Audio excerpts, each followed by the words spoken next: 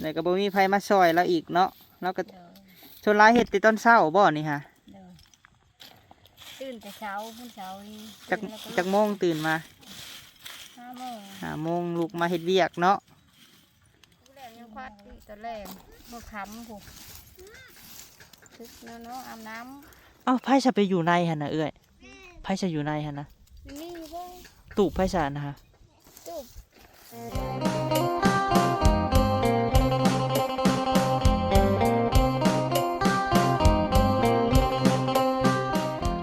พี่น้องเนาะกับทักทายสบายดีเบิดสุคนพี่น้องเอ้ยพบพ่อกับบ่าวพามีอีกแล้วเด้อพี่น้องเอ้ยพบพ่อกันมื้อนี้เนาะพี่น้องเนาะโธ่แดดแจ่มพี่น้องเอ้ยเป็นจังไดเด้เนาะสภาพอากาศทางฝั่งไทยหรือว่าต่างประเทศพุ่นอยู่เมืองลาวเฮานั้น38-39 องศาพี่น้องเอ้ยเฮ็ดเวียกกลางเว้นนี่บ่ได้เลยบ่าวพามีเมื่อขวดทานเห็ดกลางคืนพี่น้องจนเที่ยงคืนยังได้มาแต่ละมื้อ2 คืนแล้วเนาะมื้อนี้แวะเวียนมาหาเอื้อน้อยพี่น้องมาถ่ายให้พ่อแม่พี่น้องเบิ่งคือเก่ามาบัดนี้หั่นเป็นควันเลยเนาะบัดนี้โอ้โธ่คือจวดจาดขนาดแท้สาวไม่เรื่องเดียวนี่มามื้อก่อนที่กองซอยหั่นยังเป็นไม้อยู่พี่น้องมามื้อนี้หั่นเอาออกแล้วตอนนี้เขามาช่วง12 โมงเนาะพี่น้องเนาะทิโตสบายดีเด้อขวดไว้แท้นี่เนาะมี3 คืนเลยฮาบริมาลายมือเลยไปมันไหม้ไปหมดลแล้วงามเทเนาะฐานเนาะงามอยู่งามอยู่ได้พี่น้องให้อีหล่าก็ซอยแม่คือบ่หาเสื้อทมหัวในล่ะจะย่างมามือใดเช้านี้เพิ่นเมื่อเป็นหมู่ไม่เท่าคำอยู่เพื่อนพี่น้องสิขวดอีกบ่เลยอะไรนี่ฮะ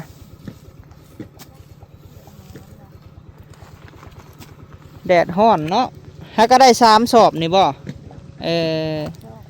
งามได้พี่น้องทานเราเนาะเอาบุก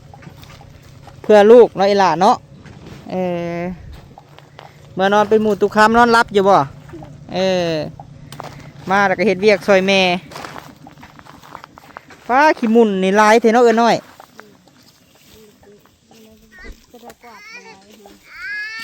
จะอย่าพึ่นว่านะฮะสบายดีแดดโพดโพอิลิรอกินข้าวหรือบ่เอ่ยทอดไข่อีกจัก2-3 มื้อนี่ก็เบิดเลยเนาะเราก็เห็ดซ้ำแห้งเล่าเลยพี่น้องเห็ดเตาใหญ่กว่าผัดบุมีแห้งเนาะเนาะไม่เจ้าไหนได้จักรถเลยฮะ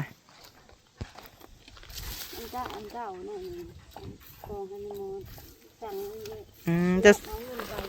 บ้านนี้ฮะสั่งไม่ใหญ่บ่มาฮะ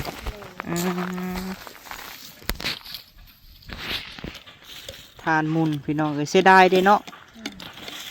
เก็บไว้ในเด้อเสียดาย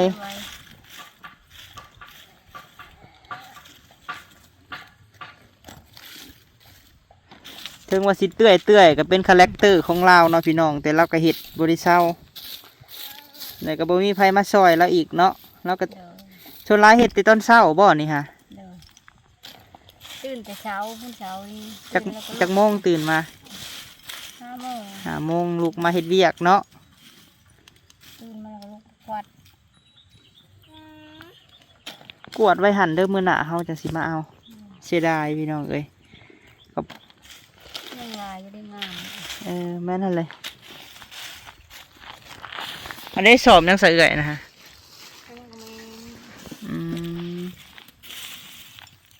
ไปหน้าไปเฮ็ดพี่น้องพี่ละว่าให้ไผพี่ทงพี่ละว่าโอ้เมื่อดังเด้อท่านได้เราเสียใจได้เฮาผลบ่ได้เนาะข่อยสิบ่แก้พื้นให้เพิ่นแล้วบาดนี้เพิ่นบ่ให้ข่อยว่าอยู่หอกราซื่อเด้อยากได้ไปไสเลยเนาะนอนอยู่แต่เฮิน เออเพิ่นบ่เอาขี้ท่านให้ข่อยสิบ่แก้พื้นให้เพิ่นได้สาวเอ็นนานี่อยู่เฮือนอยู่บ่ เพื่อนนี่ล่ะมาแต่ซื้อน้ำอ้อย มาแต่ร้านค้าเด้ เพิ่นเก็บให้เขาซื้อบ่เอ่ย จับน้ำเพิ่นแต่เก่าเขามาเอาที่ชอบที่บ้าน แต่ว่าเขาซื้อน้ำลาวหั่นแหละเนาะ ซื้อหรือว่า พี่ยาเพิ่นดอกพี่น้องเอ้ยเฮาบ่ได้ถือเพิ่นว่าหยอกซื่อๆเนาะเอ้ยเนาะว่าลิ้นว่าหัวไปพี่น้องเอ้ย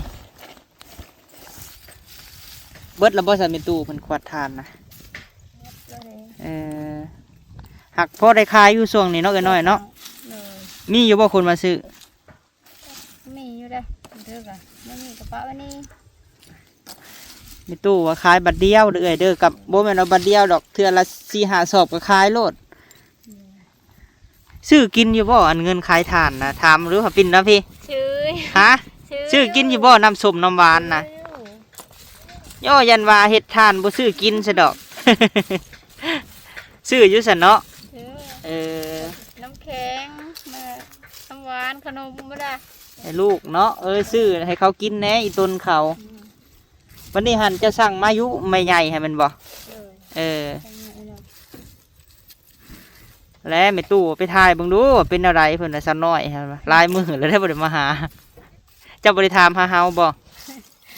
ถามป้าดิป้ามีไปเจอคือเห็นว่าจักเพิ่นว่ามีห้าวมาเมื่อวานนี้เหรอ มันฮ้อนเนาะเฮาก็บ่เข้ามาแหละเดี๋ยวกลางคืนกับกลางเว้นเอาตอนเช้าเนาะ มันผู้แรกยังควัดอีกตอนแรกมันค้ำผูกซึกเนาะอาบน้ เอ้าไผจะไปอยู่ในหั่นน่ะเอ้ยไผจะอยู่ในหั่นนะ ำนี่บ่ ตูบไผซะนะฮะ จุบไปหน้าเป็นนั่นน่ะตะเลียดสิเลย โอ้ซาเวนนาจะไม่เห็ดลายหม่องแท้นี่ ลายหม่องลายบอนแท้เนาะ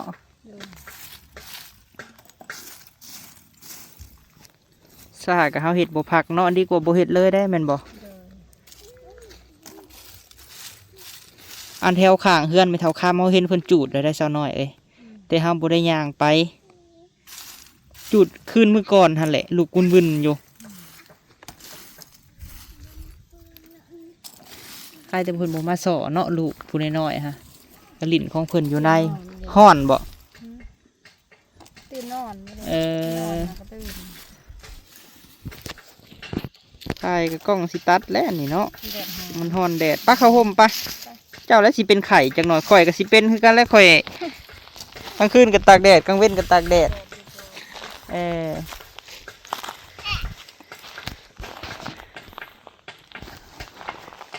อีกจักคืนนี่สิเบิดนี่เอื้อยประมาณ2 คืนเนาะ2-3 คืนเพิ่นเก่งเลยได้เฮ็ดทานช่วงนี้พี่น้องเอ้ยป้านี่บนเพิ่นอยู่ ฮ้อน ฮ้อนป่ะฮ้อนลีกุ้งเอ้ยบ่าวก็ยังฮ้อนโธ่คือมุมแมวแท้นี่เฮ้สาวเห็ดทานนี่ฮะหน้ามีแต่แป้ว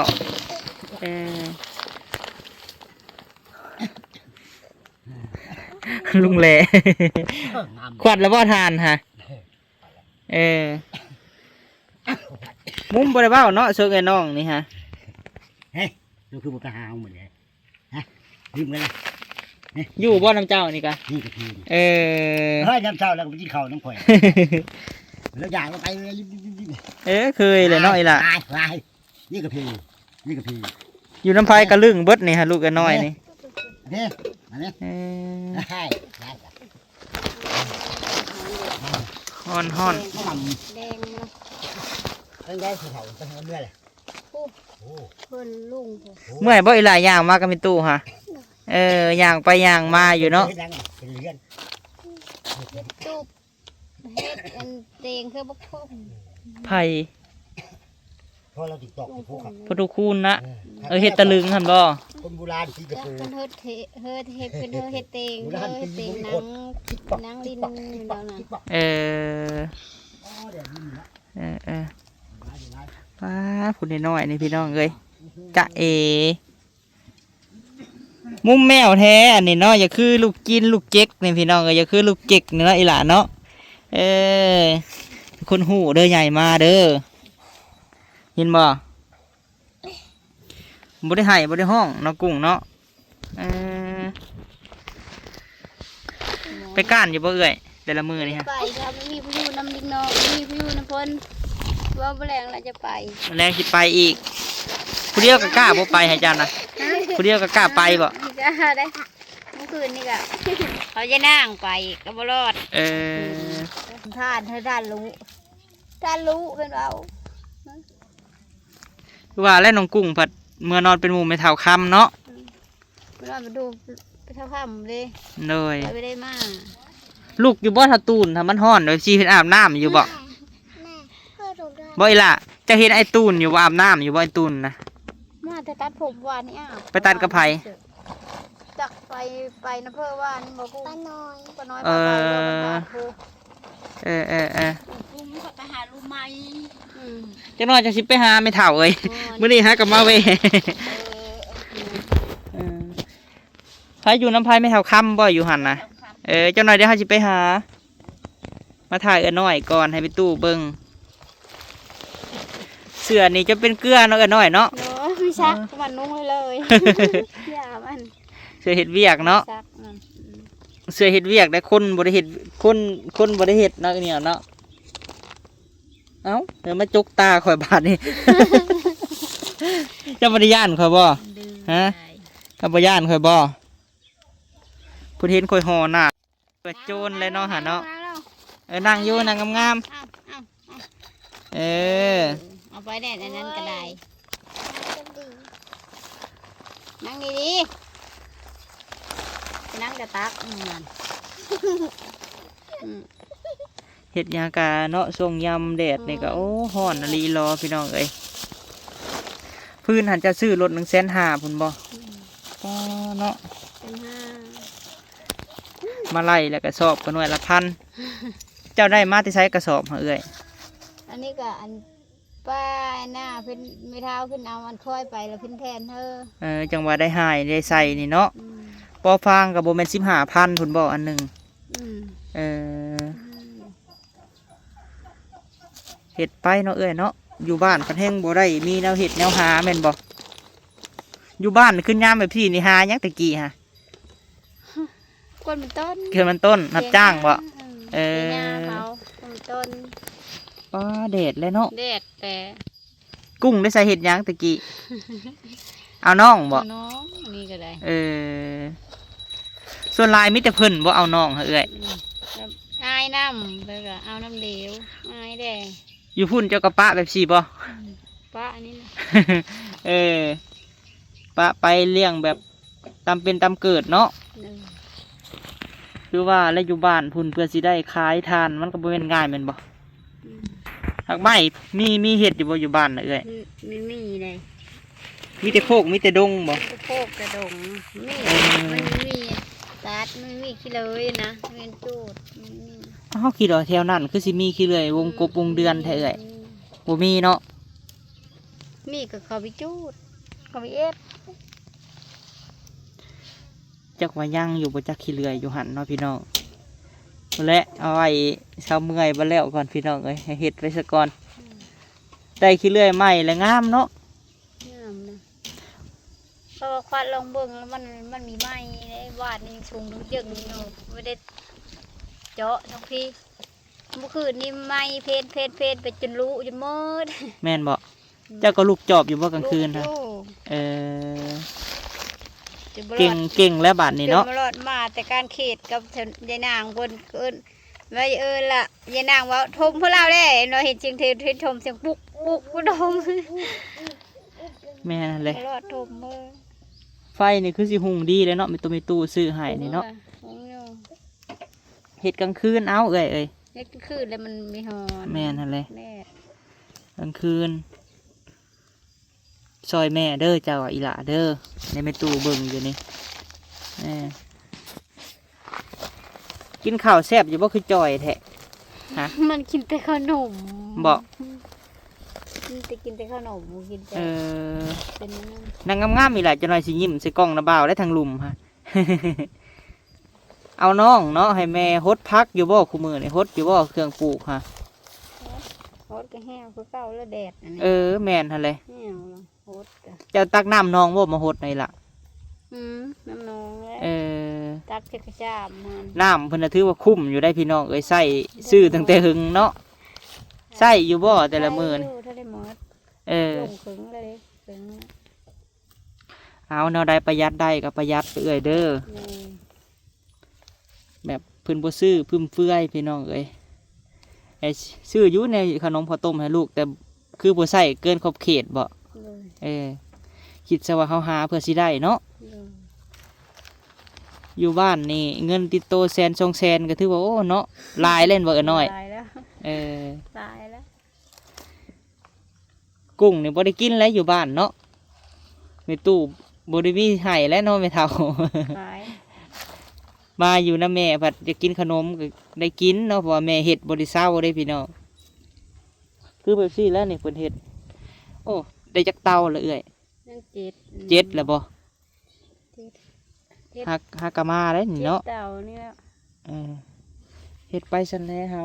บ่มีอาชีพติดโตเนาะมีแต่อาชีพทานนี่พี่น้องเอ้ย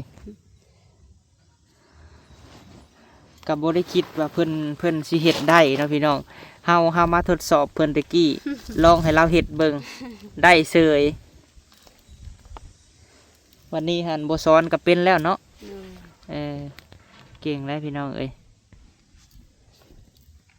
เอ้ยอันนาเพิ่นดังไฟเฮ็ดหยังเด้ลูกบุญๆอยู่เนาะ เฮ็ดกินบ่หรือว่าจังไดวันนี้หันแม่ตู้เพิ่นนี่ก็เพิ่นก็ใช้ผู้เดียวหันบ่น้ำนี่ฮะ ใช้เร็ว เออหรือว่าตุคูณเพิ่นก็มีของเพิ่นแหละเนาะ เนาะ สะดวกสบายแล้วบาดในเอื้อยเอ้ยซื้อน้ำแท่งหนึงก็กุ้มดนอยู่พี่น้องเอ้ยเพราะว่าเราใกล้น้องแน่เฮานี่เกือบทุกมื้ออะน้อยเอ้ย เบิดเท่าไรเลยเบิด6แท่งเฉพาะเฮ็ดทานฮะเงินอยู่ที่ใช้คันบ่ซื้อน้ำแม่นบ่เนาะ เบิดนั้นซื้อน้ำก็บ่แม่นน้อยเลยแท่งหนึง70,000ของเจ้านี่เท่าไรซะจะซื้อนะ 70 เออ ขึ้นแล้วเด้เดี๋ยวนี้ ขึ้นเลย ขึ้นนี้แล้ว ขึ้นเท่าไรฮะ เท่าไหร่บ่ป้าบ่ 75 60บ่ ฮะ80แล้ววะ 8บ่ 8หั่นแหละนอกจาก7ก็เป็น8เลยเนาะกุ้ง มันยอดเท่าไหร่บ่ อย่าฮอดแสนแล้ว จำ80 ประหยัดเอาเนาะได้ประหยัดได้ก็เนาะกุ้งเนาะแม่ซื้อน้ำอ้อยให้กินติ ไปซื้อเองเพิ่น ไปซื้อเองคือเก่งแต่เก่งคือเก่งไทอีหละ ย่างไปผู้เดียว จะซื้อห่านไผห่านซาโลบ่หรือห่านไผ ให้ตึงให้ตึง ห่านนอกผู้กาไกลห้องงานน้ำก้อนไปพุ่นบ่อยล่ะ อืม ย่างไปบ่ลูก กลายไปพุ่นล่ะ เจ้าเก่งแท้เนาะเลือกไปพอไปแอนนาบ่ ไปนานมาแล้ว ไปแอนนาคน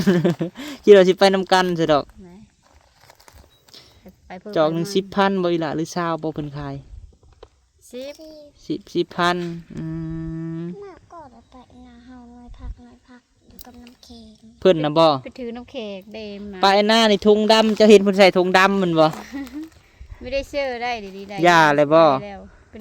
เป็นทีมเอาเลยวนี้แม่นซื้อเตาน้ำอ้อยกล่องหนึงบ่ เพิ่นหันใด สอง 2เพิ่นว่ามาให้ลูกเพิ่นนํบ่ ตุ่นแน่ไปเท่าได้ อันหนึงคือไม่เท่ามันกินน้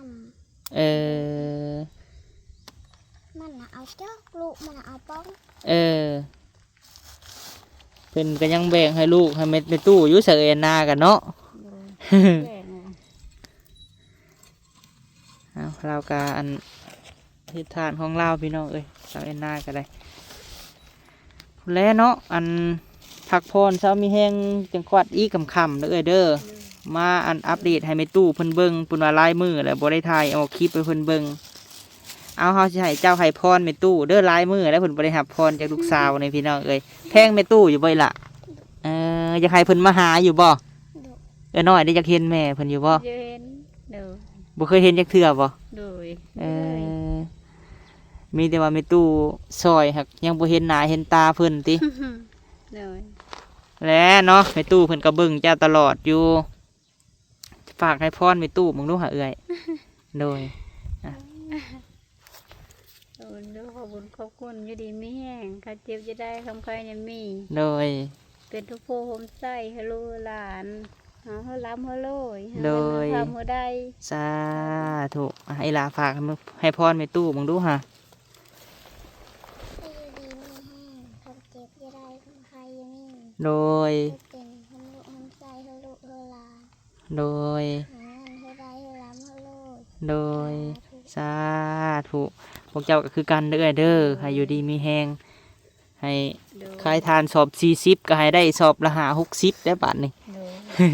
ไปกลับกันเด้อวันนี้เด้อ โดย โดยสบายดีเอื้อย ไปดี สบายดีเด้อกุ้งเด้อรับก่อนพี่น้องเอ้ยมันแดดห้อนอะลิรอแดดจนใหม่พี่น้องเอ้ยเนาะไปโอเคพี่น้องเอ้ยสำหรับคลิปนี้ไปก่อนเนาะพบพ่อการคลิปหน้าเด้อพี่น้องเด้อขอบคุญขอบคุณเบิร์ดสุคนพี่น้องเอ้ยสำหรับคลิปนี้ไปแล้วพี่น้องสบายดีพี่น้อง